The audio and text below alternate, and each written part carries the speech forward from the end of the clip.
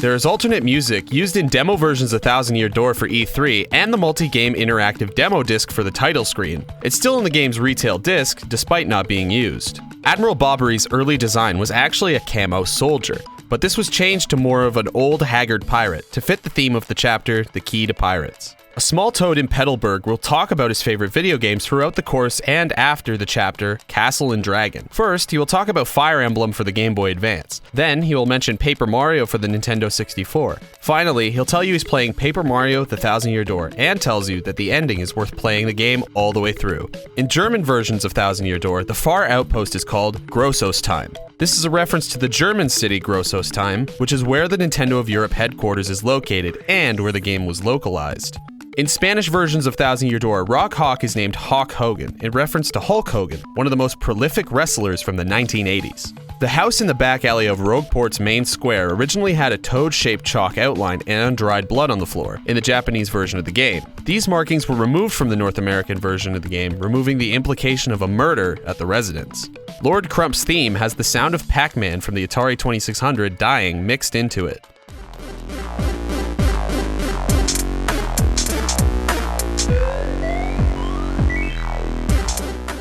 One of the crows in Twilight Town talks about opening a real estate website called Luigi's Mansion, but his friend warns him against possible copyright infringement. This is a reference to the Nintendo GameCube launch title, Luigi's Mansion. When Peach starts up Grotus' computer, the screen that appears is actually the startup sequence from the Famicom Disk System. The disc also resembles one of the Famicom Disk System's game discs. At one point in the game, there's a chance that the parrot below Creepy Steeple will say, "Shine get," in reference to the phrase in the Japanese version of Super Mario Sunshine, for when a shine sprite is obtained. The enemy character Red Bones' name in Japanese is Barati Hononoko, which translates to Bloody Son of Bones or Bloody Dull Bones, which implies that the Koopa's shell was stained red from meeting a violent end. This name obviously didn't make it to the North American release. In the X-Naut Fortress, there's a changing room. If you drop into the room from the vent above, both Mario and all partners will turn into 8-bit versions of themselves, with the original Super Mario Bros. Music playing in the background. This effect is undone after the player leaves the room. The partners from the first Paper Mario for the N64 were all originally going to make cameos in Thousand Year Door, but this idea never came to fruition.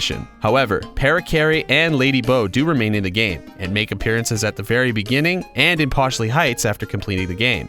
In the Japanese version, Vivian is actually the youngest brother instead of sister of the Shadow Triad. The Japanese text for Vivian as a party member reads when translated: one of the Shadow Group, Vivian appears to be a girl, but is really a boy. This was changed in the international version to simply make Vivian a girl. Chapter 4, For Pigs the Bell Tolls, is a reference to the Ernest Hemingway novel, For Whom the Bell Tolls. The phrase For Whom the Bell Tolls refers to the church bell ringing whenever someone passes away, and in this chapter of Thousand Year Door, the church bell rings every time someone is turned into a pig. West of Rogueport contains an arcade run by the Don Pianta that employs a boo named Pika. In the Japanese version of the game, Pika wears bunny ears. This was changed to cat ears in the international release, likely reduce any references to Playboy bunnies. There's 2 instant game over sequences throughout the game that can be triggered outside of combat. When riding the XS Express in Chapter 6, you'll have to find a diary for Ghost T. Before you leave, he warns you not to read it. If you decided to read it anyway, he'll come and kill you, giving you a game over. The second game over is at the very end of the game. The Shadow Queen possessed Peach will ask you to join her. If you answer, become her servant, you will get an instant game over. Junior Troopa from the first Paper Mario can be seen flying in the background of a postcard Mario receives from Zip Toad in an email. An early design for Vivian was much shorter and had a flame on the tip of their hat. Luigi's partner, Screamy, is based on the original design of the Smorgs. Early designs for Smorgs can be found in the game's files.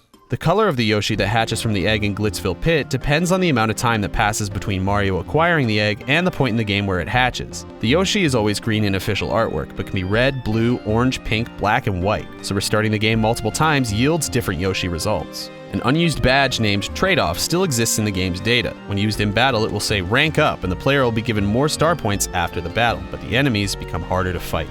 An early Bonetail texture can be found in the game's data. The only difference is that it has a blue eye. In the final game, Bonetail doesn't have any visible eyes, only empty eye sockets. Though the XS Express engineer's name is not stated throughout the game, his autograph seems to read Carl, as seen during the chapter 3 Days of Excess, when you get his autograph for the young Bob-omb. The interior of Mario's house in the opening scene contains a full recreation of the bedroom as it was in the first Paper Mario, even though only the tiniest bit of it is visible in the opening. The color of each of the Shadow Sirens' hat matches the elements of their attacks. Beldam's hat is blue, so she uses ice, Marilyn's hat is yellow and she uses an electric attack, and Vivian's hat is red, and she can use fire attacks as Mario's partner. If the player looks through Professor Frankly's trash after fighting the Shadow Sirens, they can find Vivian's tattle, but not Marilyn's or Beldam's. This foreshadows that Vivian would join the party rather than fight Mario again with the other Sirens, as only tattles of one-time enemies can be found in the trash. Two names, help_A_access and help_door_access can be found within the game's files. They read, "Ha! I'm not telling you my secrets at the show, wait for the final version." These were used during an E3 demo version of Paper Mario that aren't present in the multi-game demo disc for the GameCube. During the battle with Vivian, she can use Fiery Jinx when her HP is low. However, when Vivian joins Mario's party, she has to be super ranked to learn that ability and doesn't even know it yet.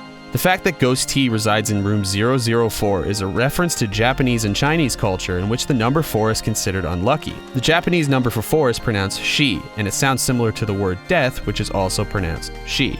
Tech is likely based on HAL 9000 from the movie 2001: A Space Odyssey, based on its appearance and function as a space-based supercomputer in control of the facility, slowly becoming sentient.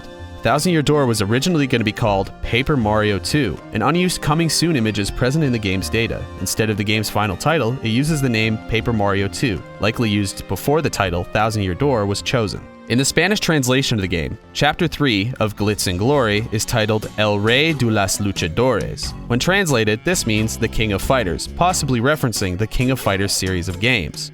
The ringtone when Peach mails Mario is the title screen music from Super Mario World, as well as the Ice World theme from Mario 3 is the ringtone when Jolene, or Mr. X, sends Mario a message.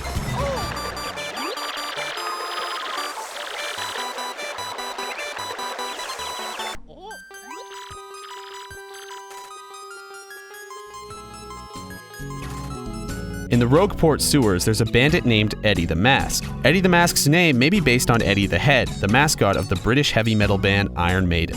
It's impossible to lose the very first battle in the game to Lord Crump. Even if the player enters the fight with only 1 HP due to taking damage from jumping into the water, the game will increase the player's health to 5 at the start of the fight and only allow the player to attack or defend. At one point, the W emblem was going to be purple, implying that when Mario equips the W emblem, it was originally going to make Mario's clothes turn into Waluigi's clothes, as opposed to Wario's in the final game. The Happy Lucky Lottery isn't actually based on luck at all, but the date from when you bought the ticket, based off the GameCube's internal clock. Fourth place can go anywhere between 4 to 10 days. Third place is 25 to 35 days. Second prize is 85 to 115 days. And first prize is anywhere between 335 days to 395. If you change the system clock to a day prior and went back to talk to Lucky, who runs the lottery, he'll know that the clock has been tampered with. You can either admit to it or lie and say you haven't tampered with it. However, either way, you'll need to pay 500 coins in order to have the lottery reset. Buying a new ticket won't actually increase your chances of winning at all either, but will instead reset the amount of days required back to 0. When tattling a Bob-omb named Fred in Far Outpost, Goombella mentions that he isn't very freaky for a Fred. This is a possible reference to the character Freaky Fred from the cartoon Courage the Cowardly Dog. At the dock of Rogueport, it's possible to make a splash effect appear on dry land. Simply uses Coop's ability to hover over the water and talk to an NPC at the same time. This glitch also works in Petalburg. The names Crump and Rock are in the random name selection of Super Smash Bros. Brawl, likely referencing the Thousand Year Door. In the Japanese version, Mario and his partners only get fully healed after completing Chapter 1, but they do not get healed after completing any of the other chapters. In the international version, however, Mario and his partners get fully healed after every chapter, other than Chapter 8 after they're completed.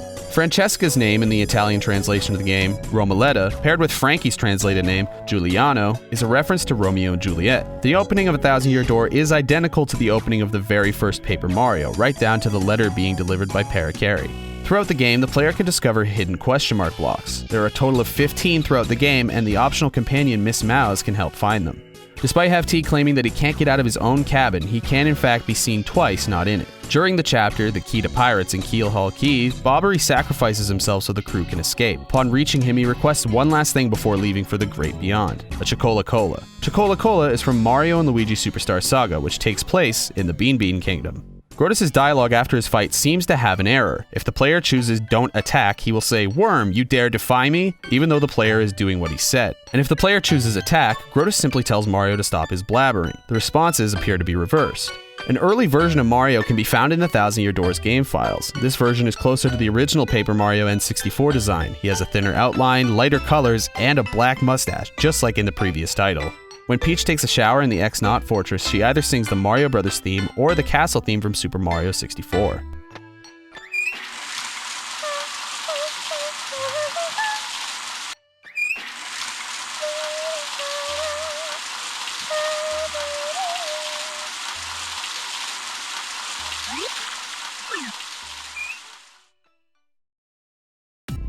Hey everyone, thanks for watching another 50 Fast Facts. I recently played through Thousand Year Door again, and yeah, it still holds up. It's a lot shorter than I remember though, but I guess I was a kid when I played it. Hope you enjoyed the video. Alright, thanks for watching. Until next time.